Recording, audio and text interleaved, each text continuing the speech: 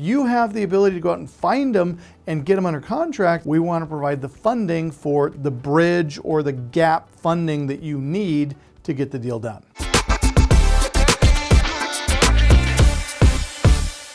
3 subject to options. Here's one of them. Cash to loan subject to. The most common type of subject to occurs when a buyer pays in cash the difference between the purchase price and the seller's existing loan balance. Now here's what this would look like, okay? If the seller's existing loan balance is $150,000 and they're willing to sell the property to you for $200,000, well, that means for you to be able to buy the property from the seller, you're going to need to come up with $50,000. Now, if you don't have $50,000, this is a non-starter. You can't do that deal unless you have subject to funding.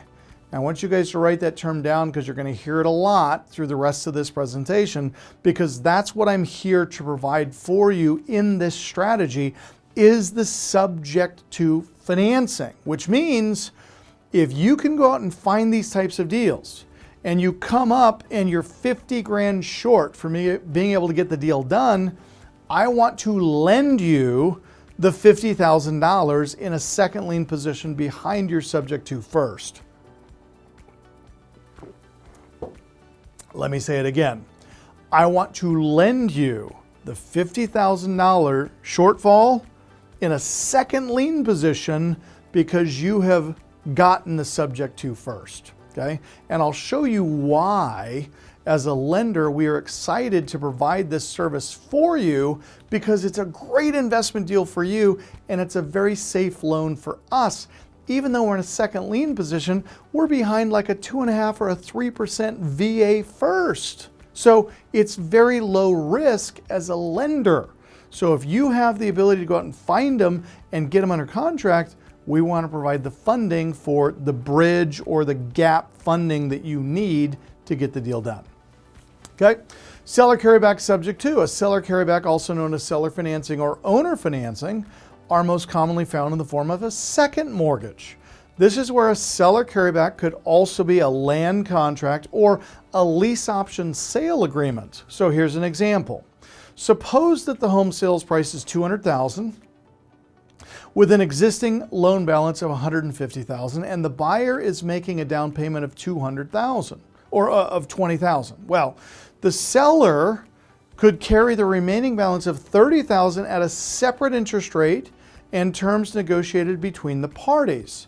The buyers would then agree to make one payment to the seller's lender and a separate payment at a different interest rate to the seller.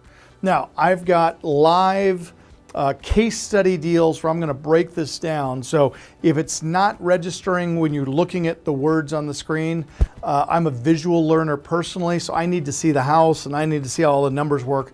And I'm going to show you guys that here in just a moment.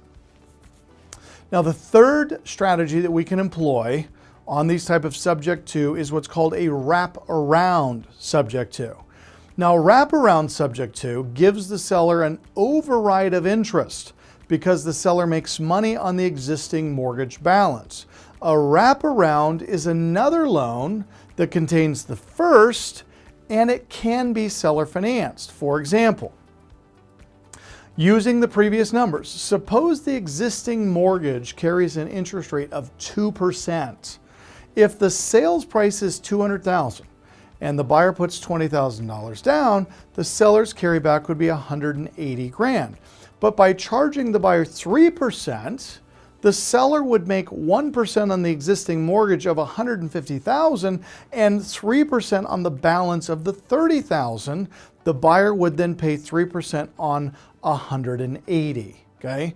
Now what this is going to do is it's going to give the seller a 1% interest bump off of the loan that they have secured, and now they're making money on the loan by wrapping the underlying financing.